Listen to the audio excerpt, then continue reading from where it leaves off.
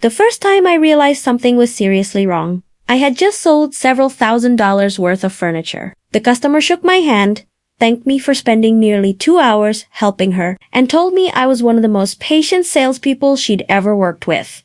I walked away feeling proud. I was 23, struggling through college, and finally thought I'd done something right.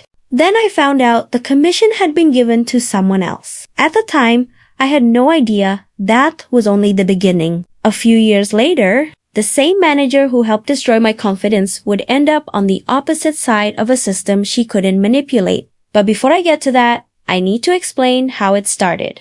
When I left my hometown for college, money was always tight. Every month felt like a balancing act. Rent, tuition, gas, groceries, unexpected expenses. I wasn't looking for luxury. I was looking for survival. I spent weeks searching for work before I finally got hired at a high-end furniture showroom.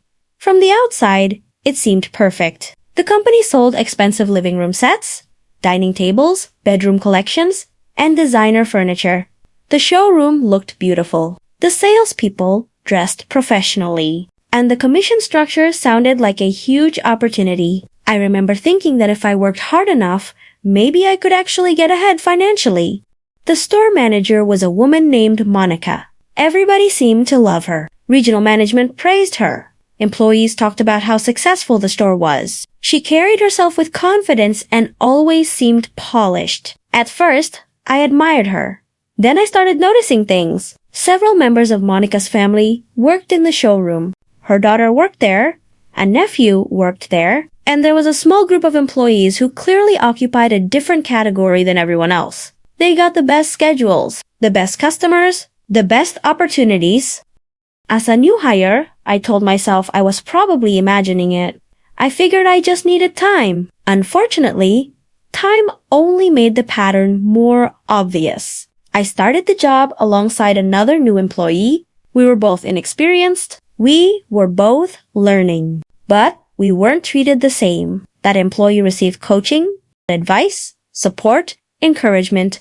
Meanwhile, I was often left standing on the showroom floor alone. Whenever a trainer was assigned to help me, they seemed to disappear. Sometimes, they would leave entirely. Other times, they would suddenly take over customer conversations before I had a chance to practice. The whole thing felt strange. Furniture sales depended heavily on confidence and experience. You couldn't improve without actually interacting with customers. But I wasn't being given many chances. Still, I kept trying. I studied product information after work. I learned specifications. I memorized financing options. I worked harder because I assumed effort would eventually solve the problem. Then came the sale. A customer walked in looking to furnish multiple rooms in her house. I spent a long time helping her compare options. We discussed styles, colors, warranties, and delivery schedules. By the end, she purchased an entire furniture package worth several $1,000s. I was thrilled. For the first time, I felt like I was proving myself. Then I checked the commission report. My trainer's name was attached to the sale. Not mine. I remember staring at the screen thinking there had been some mistake. When I asked about it, I was told the trainer technically received credit because they were assigned to supervise me. That explanation felt ridiculous. The trainer hadn't helped close the sale. The trainer barely participated, but nobody seemed interested in discussing it. The decision had already been made. I drove home that night, gripping the steering wheel so hard my hands hurt. I needed that commission. But more than that, I needed proof that my work mattered. Instead, someone else got rewarded for it. Looking back, that should have been my warning. Instead, I stayed. I wanted to prove myself. Over the following months, the same problems kept appearing. Family members always seemed to receive the best opportunities. Certain employees magically ended up with premium customers. Prime sales shifts somehow found their way to the same people over and over again. Meanwhile, newer employees fought over whatever was left. I kept telling myself that hard work would eventually overcome politics. I was wrong. The culture inside the showroom bothered me too. The break room felt less like a workplace and more like a gossip club. Employees criticized coworkers behind their backs. They mocked customers. They speculated endlessly about who might be fired next. I rarely participated, I mostly listened, and honestly, it made me uncomfortable. The strange thing was that rumors seemed more important than facts. At the time, I didn't realize how dangerous that would become. Then came the weekend that changed everything. I drove 6 hours home to visit family.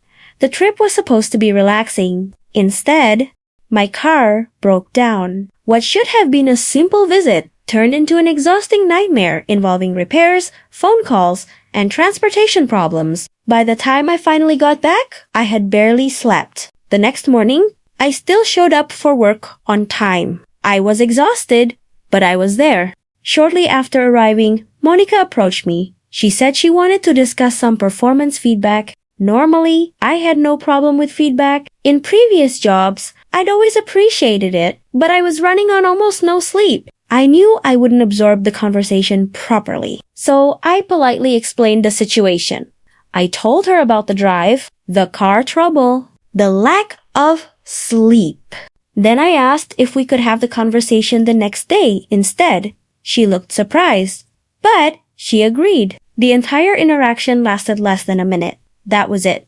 No argument, no attitude, no confrontation, nothing. I walked away thinking it was completely unremarkable. I couldn't have been more wrong. Within weeks, everything started changing. My hours began shrinking. Prime shifts disappeared. Customer opportunities became scarce. I suddenly found myself working less and earning less. At first, I assumed it was temporary. Then, it kept happening. When I asked for additional hours, I received vague answers. I was told I needed to prove myself. That explanation made no sense.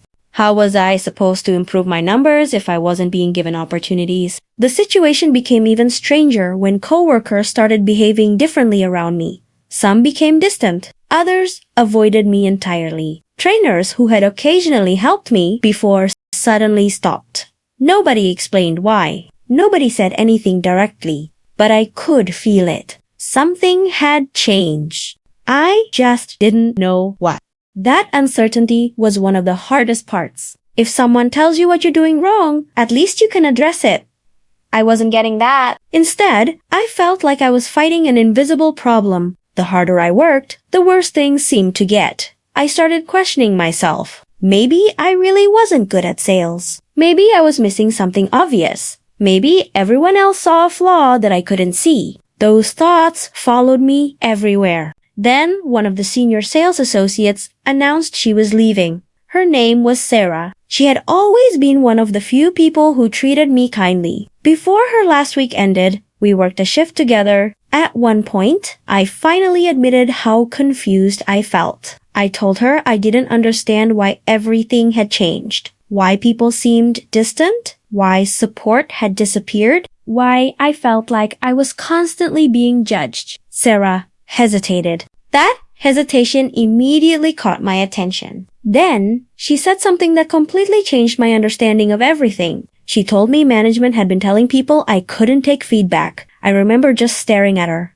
What? She looked uncomfortable. Then she explained. According to conversations happening behind the scenes, the story being told was that I became defensive whenever I received criticism. That I resisted coaching. That I wasn't receptive to improvement. My stomach dropped because none of it was true. Sarah told me she'd defended me multiple times. She said the description didn't match the person she knew. Then she asked me something. She asked if the rumor started after I postponed that feedback conversation. The moment she said that, everything clicked.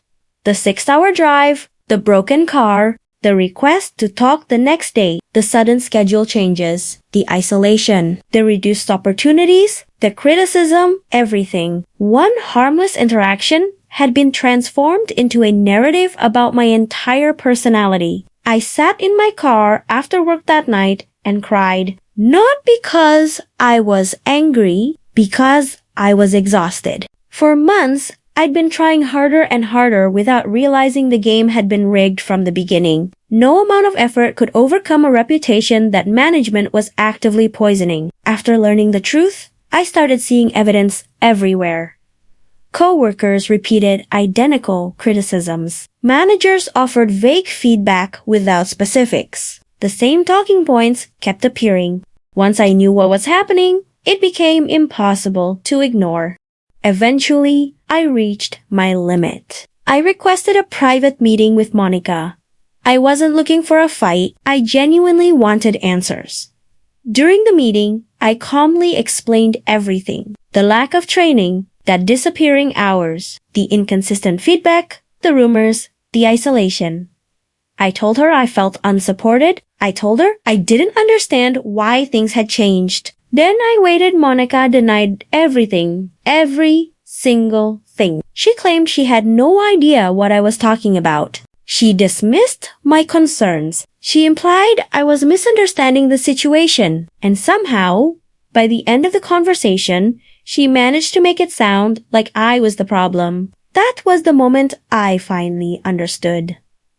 Nothing was going to change. There would be no accountability, no honesty, no resolution. So, that same day, I submitted my notice. I expected to work the remaining 2 weeks. Instead, Monica immediately told me not to come back. Just like that, months of effort ended in a few seconds. I walked out feeling defeated, not relieved.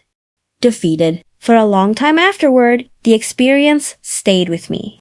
I second-guessed myself constantly. Whenever a supervisor offered feedback, I became anxious. Whenever I made a mistake, I wondered if everyone secretly viewed me the same way Monica had. The damage didn't disappear when I left, it followed me. Then eventually, I found a new opportunity. A debt collection agency hired me. The work couldn't have been more different from furniture sales. It involved investigations, research, documentation, and legal procedures. At first, I wasn't sure I'd enjoy it, but something happened there that completely changed my perspective. Performance was measured objectively, not through gossip, not through favoritism, not through office politics, through facts. Either the information was correct or it wasn't. Either the work was completed or it wasn't. The system wasn't perfect, but it was fair. For the first time in years, I felt confident again. As time passed, I became good at the job. Really good.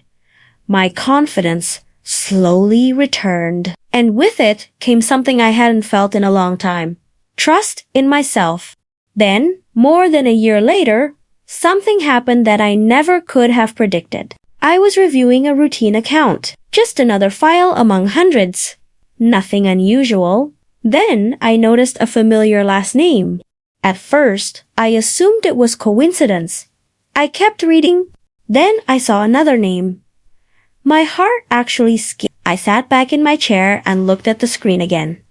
There was no mistake. The account belonged to Monica's husband. I remember laughing softly because the coincidence felt unbelievable. Out of all the people in all the places, somehow this file had landed on my desk. I reviewed everything carefully. The debt was legitimate. The documentation was complete. The account qualified for legal escalation. There were no questions, no gray areas, no room for interpretation, just facts. For a moment, I thought about the furniture showroom, the stolen commission, the disappearing hours, the rumors, the years of self-doubt. Then I thought about something else. Monica wasn't in control anymore. This wasn't her showroom. There were no favorites here. No family members getting special treatment. No carefully crafted narratives. Only documentation. Only evidence. Only procedure. So I did exactly what my job required. Nothing more. Nothing less. I followed the process. The account moved forward. No shortcuts. No revenge. No personal involvement beyond my responsibilities. And somehow, that felt more satisfying than any dramatic confrontation ever could have, because the real payoff wasn't the account. The real payoff was what I finally understood. I was never the problem. I never lacked professionalism. I never lacked work ethic. I never failed because I couldn't take feedback. I failed because I was trapped in an environment where one person controlled the narrative. Years earlier, Monica had convinced an entire workplace to see me through her version of reality. Now, she was facing a system that only cared about actual reality, and there was nothing she could do about it. Today, I rarely think about that furniture showroom, but every once in a while, I remember the girl who sat in her car crying because she thought everyone else must be right. I wish I could tell her what I know now. Some workplaces don't reward hard work. Some managers create problems and then blame employees for them. And sometimes the strongest form of revenge isn't revenge at all. It's building a life that proves them wrong. If there's one lesson I took from all of this, it's that people can manipulate opinions, but they can't manipulate the truth forever. Eventually, facts catch up. And when they do, the truth tends to outlast the gossip. Thanks for listening. And if you've ever worked under someone who made you question your own worth, I hope this story reminds you to trust the evidence more than the narrative.